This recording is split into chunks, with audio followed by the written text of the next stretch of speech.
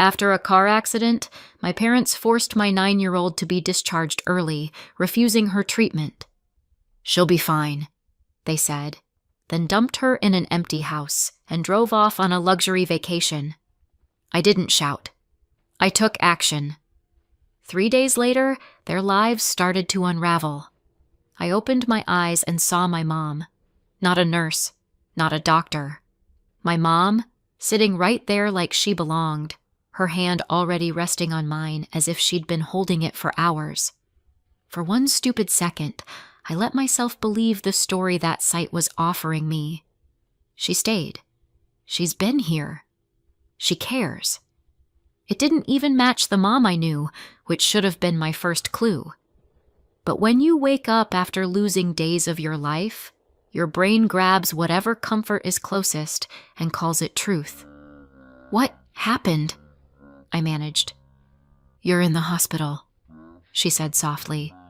Calm. Prepared. "There was a car accident. You've been sleeping for a few days." The words didn't settle before one thought cut through the fog. "Ava," I rasped. "Where's Ava?" My mom didn't blink. "She's fine," she said quickly. "She was in the hospital at first, but she got discharged. She's at home now." Relief hit me so hard my eyes burned. "Oh my God," I whispered. "She's okay?" "She's okay," my mom repeated, smoothing it over like a wrinkle. "Everything's fine. You're safe. You're recovering." I believed her because I had to, because the alternative was unthinkable. And then her tone shifted, not dramatically, just enough to feel it. "So," she said, like we'd finished the emotional part and were moving on to errands, "we've been taking care of Ava while you've been out. And we need access to your money so we can pay for your daughter if she needs anything." I blinked at her. "My money?" "Just temporarily," she said, already confident I'd agree. "Prescriptions, food, whatever comes up. You can't manage that from here." There was no, "How do you feel?" No, "Are you in pain?" No, "I was scared I'd lose you." Just access. I tried to sit up and my body punished me for it, nausea rolling in, ribs sparking with pain. My mom leaned closer immediately, voice turning syrupy. "Honey, don't stress yourself. You've been through a lot. Just focus on healing. We'll handle Ava." "Can I talk to her?" I asked. Just for a minute. Can we call home?" "She's resting," my mom said instantly. "I won't upset her. I just need to hear her." My mom squeezed my hand like that counted as comfort. "She's fine. I promise. You need to rest." I hesitated. Everything in me wanted proof. A voice, a hello, anything. But I was weak, foggy, and terrified of pushing too hard and somehow making things worse. So when she asked again, patiently, gently, I gave her what she wanted. I gave her access. In the moment, it felt like protecting Ava, like doing the responsible thing. Later, I would understand it as the moment my mom stopped pretending this was about my daughter at all. My mom's shoulders loosened the second she got what she came for. She kissed my forehead, quick, practiced, then stood and smoothed her sweater. "I have to run," she said. "I need to take care of a few things." My mouth went dry. "Are you coming back?" "Of course," she said too fast. "I'll be back later. Try to rest." And then she left. Just left. At first, I waited like an idiot. I stared at the door.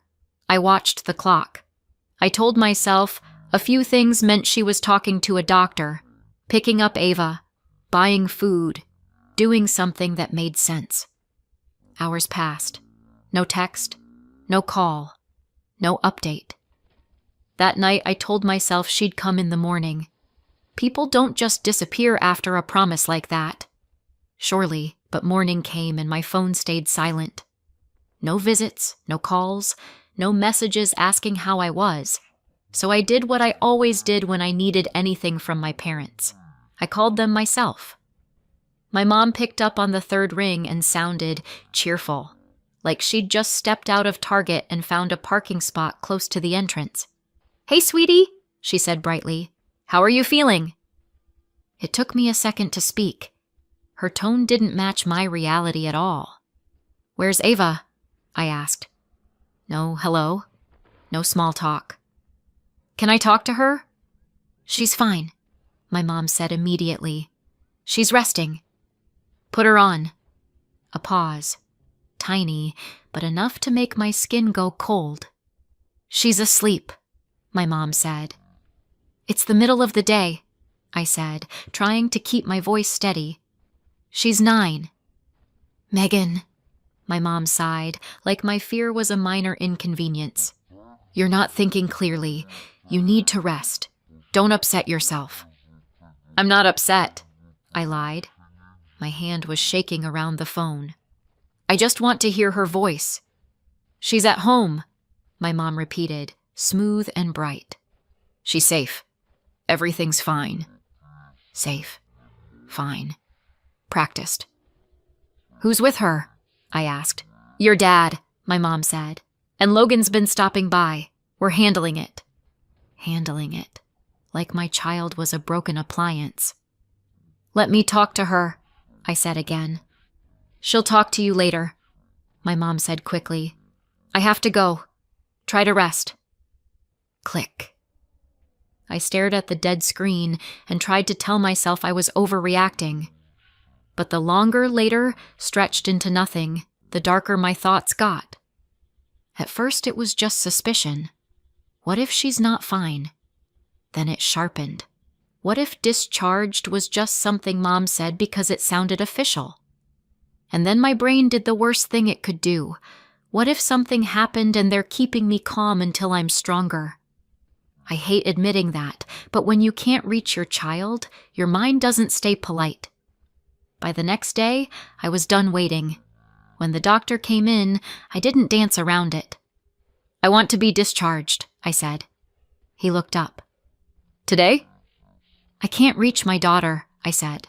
"My parents won't let me talk to her. They keep telling me she's fine, but I haven't heard her voice once." He studied me, my bandaged arm, the bruising, the way I was holding my ribs like they might fall apart. "I'd prefer you stayed longer," he said carefully. "You've had a significant trauma. You need rest and monitoring." "I know," I said, "but I need to see my child." A beat. He didn't like it, but he nodded. "If you insist, we can discharge you with instructions.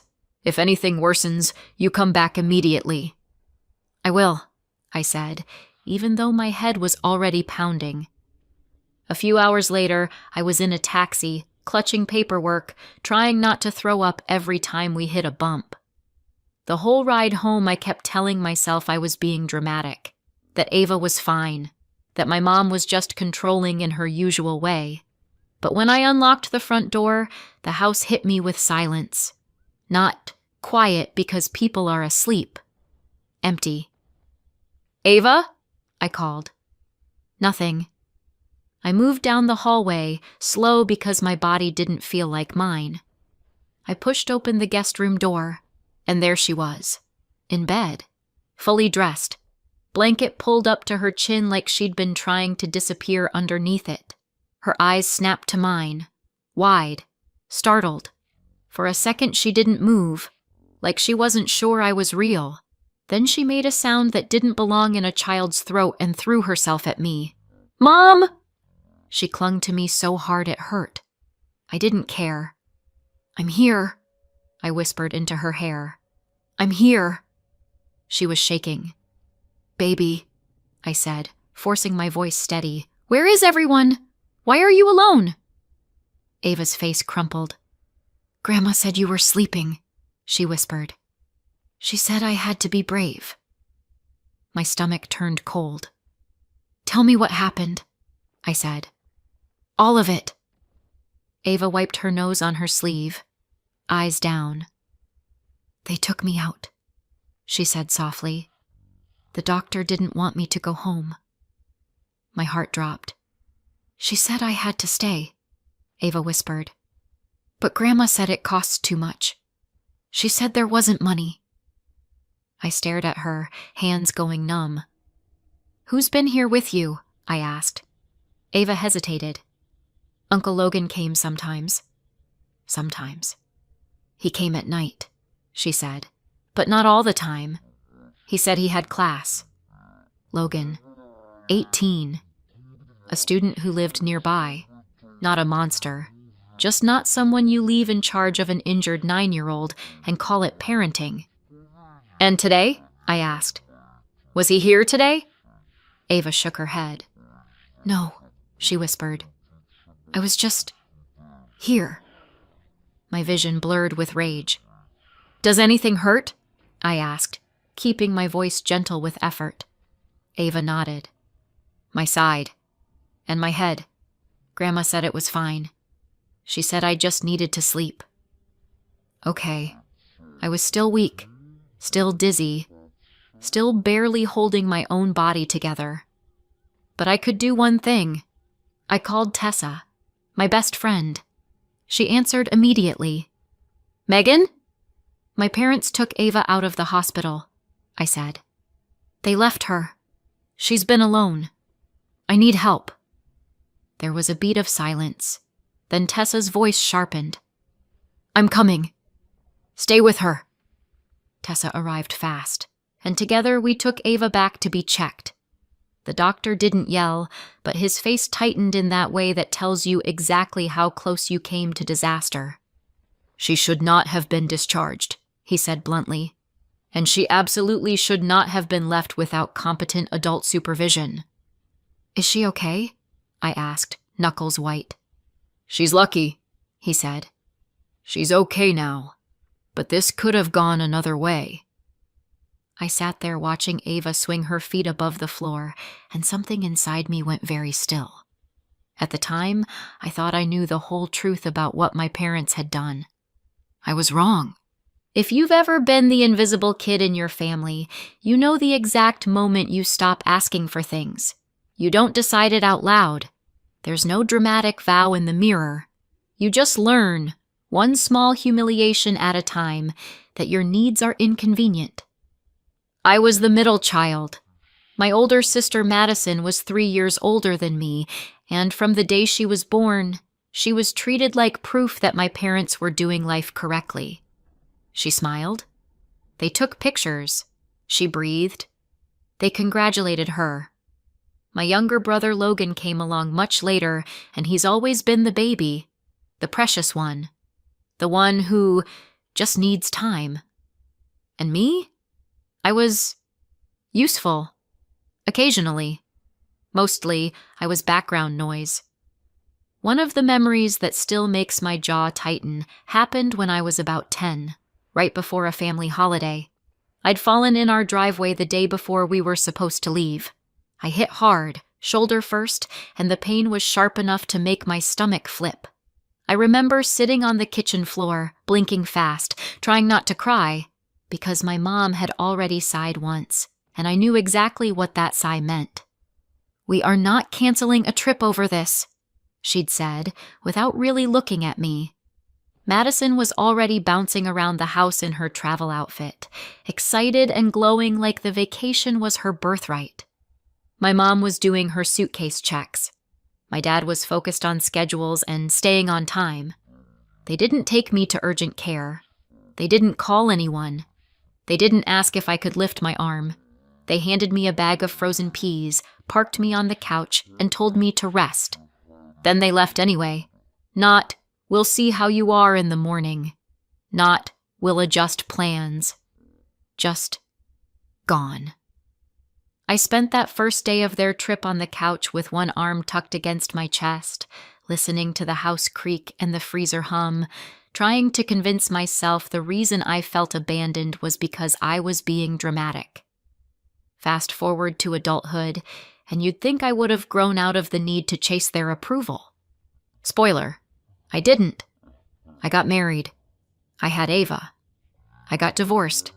And 3 years ago, Right after the divorce, my parents insisted I move back in with them. "It'll save you money," my mom said. "We'll help you with Ava," my dad said. "It'll be good for you," Madison said, smiling like she was doing charity work. And I believed them, because part of me still wanted that sweet, stupid fantasy that they would finally show up for me the way parents are supposed to. The first month it seemed fine. Then they handed me the rent. And when I say rent, I mean a number that made my eyebrows shoot up like cartoon punctuation. It wasn't cover utilities. It wasn't contribute a little. It was a full-on monthly payment that kept creeping higher with every passing month. "You live here," my mom would say. "It's only fair." "We're helping you," my dad would say. "You'd pay more on your own." Except I wouldn't have. I did the math. For what I was giving them, I could have rented my own place, a decent one, with walls that didn't come with guilt attached. But they had a way of talking that made you feel selfish for thinking in numbers. It wasn't, "We need money." It was family helps family. It wasn't, "We're charging you." It was, "We're supporting you." My ex, meanwhile, slowly disappeared like a bad signal. Less involved, less reachable, more excuses, until it was basically just me. And single mom life is a special kind of exhaustion. You can be making decent money and still feel like you're always one surprise away from drowning. Madison didn't understand that. Madison had her husband, Brandon. Madison had her 2 kids, Chloe and Mason, who were treated like royalty every time they visited. Chloe wanted a snack? My mom practically applauded her for existing. Mason coughed. My dad acted like he'd been struck by lightning. Ava? They were fine with Ava. Polite. Pleasant. Nothing overt. Nothing you could point at and say, "See?" But it was a feeling. A difference in tone. A subtle shift in enthusiasm. When I mentioned it once, carefully, my mom laughed. "Oh, Megan," she said, "you're imagining things. We love all our grandchildren equally." Sure, and I love salads equally to pizza. After the hospital, after Ava being home alone, after the doctor's face, after the realization that my parents had lied right to my recovering, half-conscious face, I did what I hadn't done in a long time. I looked. Not emotionally. Not spiritually. Not in the, "let's talk about our feelings" way. I looked at the facts. I opened my banking app. And there it was. A neat little parade of luxury, hotel charges, resort charges, the kind of transactions that come with words like spa package and premium suite baked into the price. It wasn't one dinner. It wasn't one emergency purchase for Ava. It was thousands of dollars, carved right out of my account like a celebration. And the names attached to the charges didn't say pharmacy or urgent care. They said vacation. My hands went cold. I scrolled. More charges.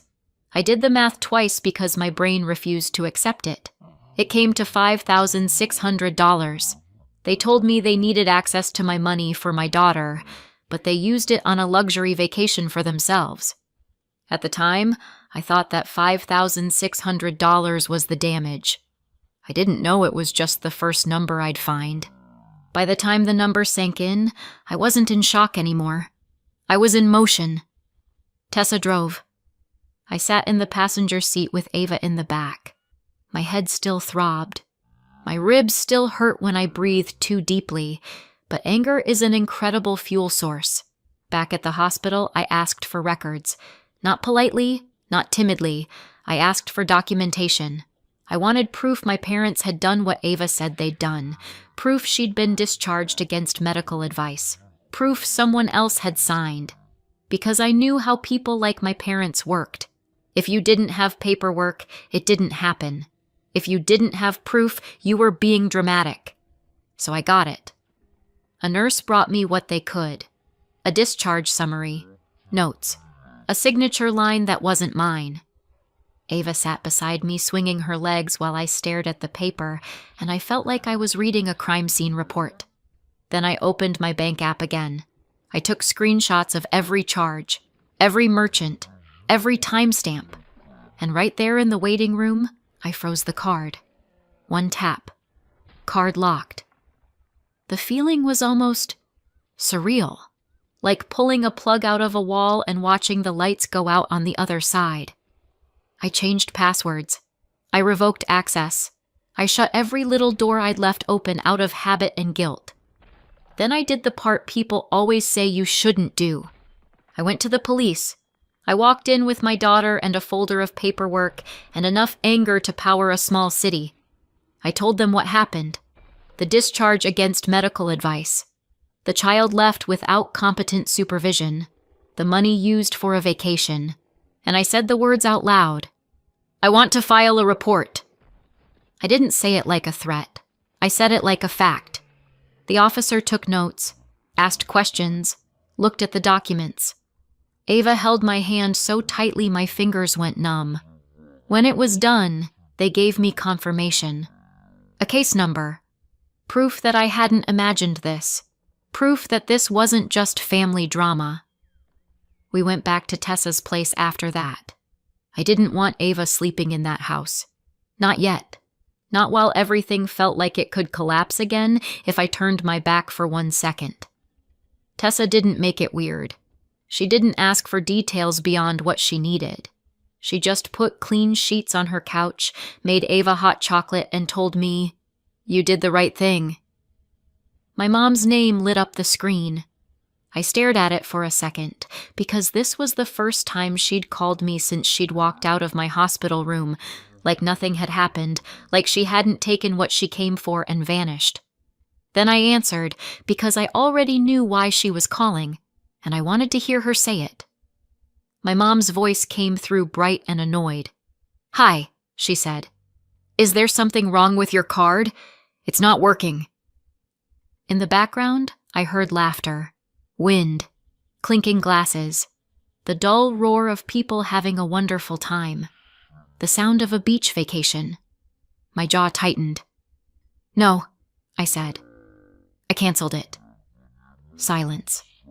Then, "You what?" "I canceled it," I repeated, voice steady. "You don't get to use my money anymore." "Megan," my mom said sharply, like I'd broken an unspoken rule. "Your nephew just wanted to do that thing, and now we can't pay. What are we supposed to do?" I could practically hear her gesturing wildly while Madison's kids played in the background. Chloe whining about something, Mason laughing, Brandon talking to someone like none of this mattered. I took a breath that hurt. "You told me you needed access to pay for Ava," I said. "For my daughter." "We do," my mom snapped. "No," I said. "You don't." Her voice went cold. "Don't be dramatic." I almost laughed. It came out like a choke. "You had my daughter discharged against the doctor's orders," I said. "I was at the doctor today. They said it was dangerous. Something could have happened." "She looked fine," my mom said immediately. "We saved you money. You should be grateful." Grateful? For what? For my child not dying by luck? "You abandoned her," I said, my voice shaking now. "You left her alone." "We did not abandon her," my mom snapped. "Logan was there." "Sometimes," I said. "Sometimes. And he's 18. He's a student. He's not a nurse. He's not a doctor. He's not an adult caretaker for an injured child." My mom made a sound of disgust. "This is unbelievable. After everything we've done for you, we didn't want you to be late on your rent payment." There it was. Not concern, not remorse. Rent. The thing I paid them. The thing they counted on. The thing they were terrified of losing. I could hear Madison laughing in the background, like this was all far away from her. I felt something in me go quiet. "You don't get another penny," I said. "Megan." I hung up. I didn't shout. I didn't scream. I didn't beg. I just cut the line. After that call, everything went quiet. For a few days, life did that strange thing it does after a crisis, like it tries to pretend it never happened. Ava slept more. She clung less. She started asking normal kid questions again, like whether she could have pancakes for dinner. My body healed slowly, but it did heal. The headaches eased. The dizziness faded.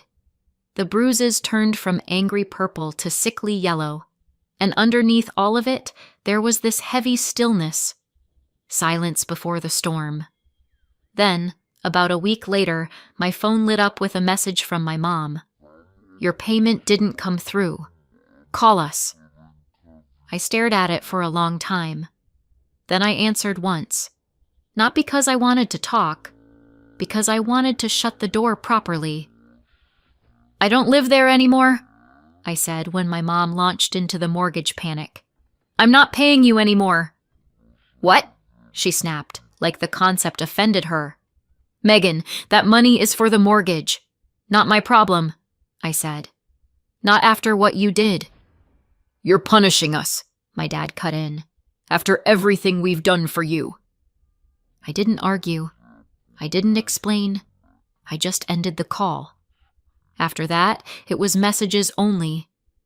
"I can't believe you called the police on your own family. You've always been dramatic. This accident did something to your head. You're not yourself. You're unstable." Then the smear campaign started.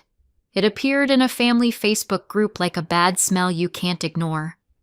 My mom wrote a long post about how worried they were about me, how I'd been in a car accident and wasn't behaving like myself, how I'd abandoned the family, taken Ava away, stopped contributing, and made accusations that didn't make sense. She implied I was unsafe, that Ava was unsafe, that I was having mental health issues, and because this is the world we live in, people believed her, at least at first.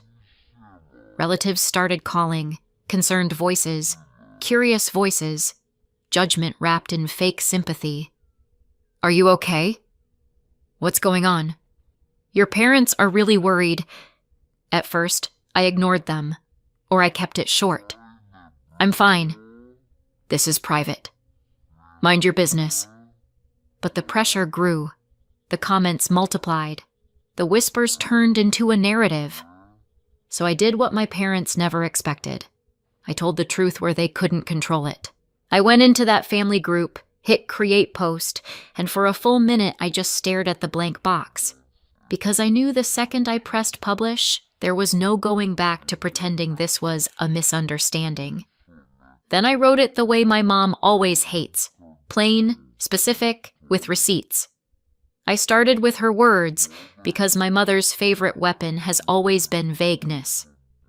My parents removed my 9-year-old from the hospital against the doctor's advice while I was unconscious.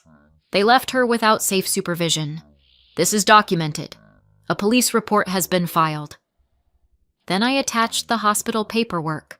Not the whole file, just the part with the discharge note and the not recommended language.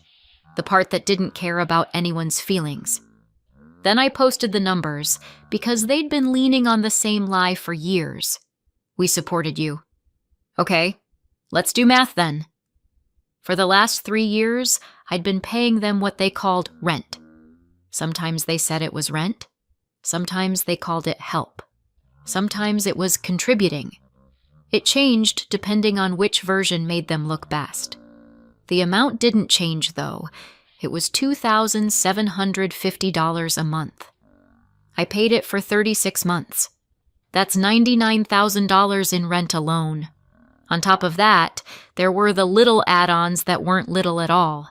Utilities they insisted I cover, groceries I paid for, emergency transfers when they were short. So I wrote, total paid to mom and dad since moving in, $99,000 in rent alone. That's before utilities and extras. And then I added the part they really didn't want anyone seeing. While I was in the hospital and my child was at home, my card was used for a luxury vacation. I froze the card after $5,600 in charges. I didn't write paragraphs about how betrayed I felt. I didn't need to. The numbers did it for me. Because here's what I've learned about people like my parents. You can survive being called dramatic. You can survive being called unstable. You can even survive being called a bad daughter. But you can't survive screenshots. The comment section went quiet so fast it was honestly impressive. One aunt commented, "Oh." Then she deleted it. Someone else wrote, "Is this real?" Like I'd staged a hospital document for fun. My mom's original post stayed up for maybe an hour after that, and then, mysteriously, it disappeared. Like it had slipped on a banana peel and fallen off the internet. And then my phone started ringing again. Not from my parents, from relatives. Same people who'd called to check on me suddenly had a different tone.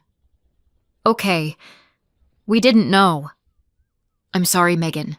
I thought, are you and Ava safe?" A few of them actually apologized. Not the dramatic kind. The small, uncomfortable kind that means, I realize I backed the wrong side and I'm trying to quietly reverse the car. For a second I thought, that's it. It's over. And that's the thing about my family. Every time I think I've reached the bottom, there's another trap door. Because the call that came next didn't just change the conversation. It changed the entire shape of my life. It came in on a Tuesday afternoon while Ava was coloring at Tessa's kitchen table, humming to herself like nothing in the world could touch her. My phone buzzed. Logan. My little brother almost never called. Logan texted. Logan sent memes. Logan responded to serious situations with LOL, that's wild.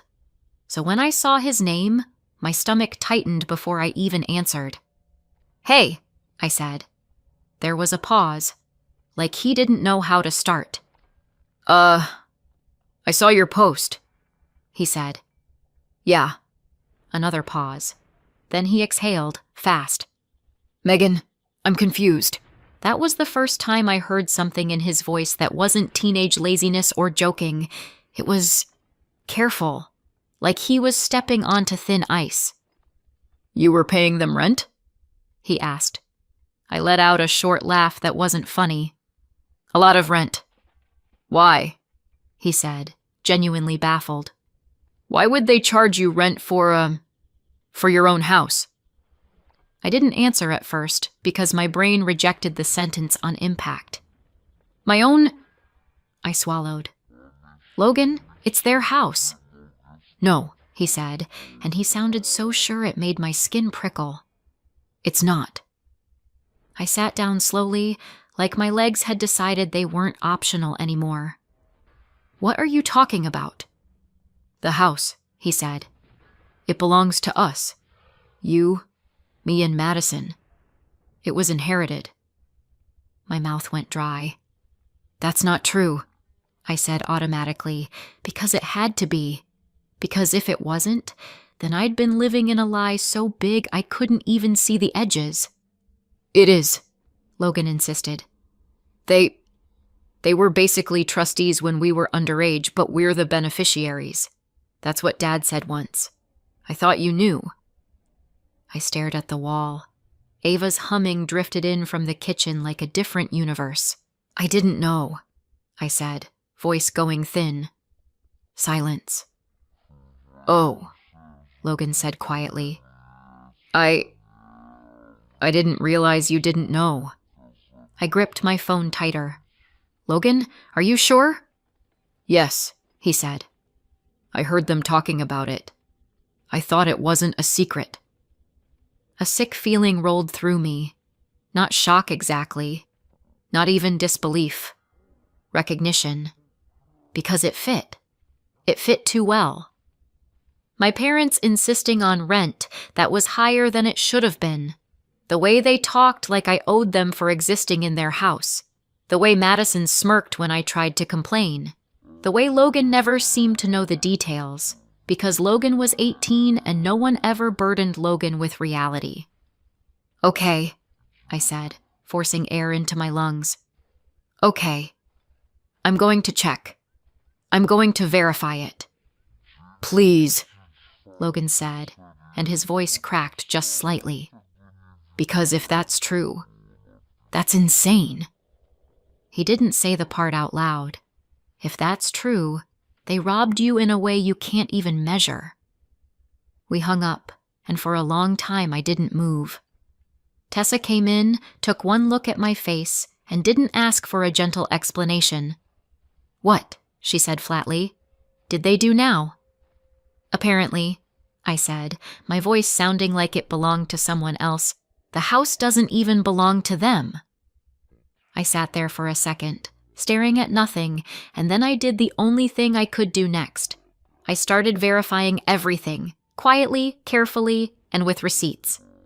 I'm not going to drag you through the months that followed, lawyers, forms, deadlines, and the kind of hold music that makes you consider living in the woods. Just know that while I was helping Ava feel safe again, I was also pulling on one loose thread that turned out to be the whole sweater. Logan was right. The house was never Mom and Dad's. It belonged to the three of us, me, Logan, and Madison. Our parents were trustees when we were kids. They just never mentioned that detail to the one child they were charging rent to live there. And 5 years earlier, they'd taken out an equity loan using that house, putting my name on the paperwork.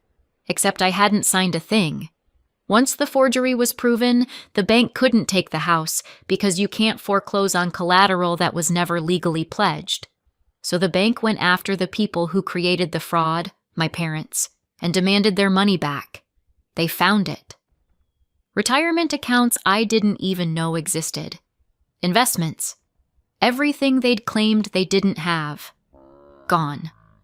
The reports didn't disappear either.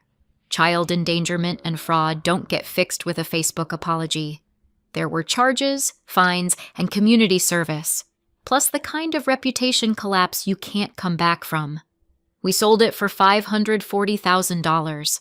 After fees, my third was $168,000. My parents got nothing from that sale, because it was never theirs. On top of that, I receive $900 a month in repayments now, automatic and unromantic, like karma on auto-pay. A year later, Ava and I live in our own place. She's safe. I'm stable. I still talk to Logan. I don't talk to my parents. I don't talk to Madison. So, what do you think? Did I go too far or not far enough? Let me know in the comments. And if you want more stories like this, subscribe.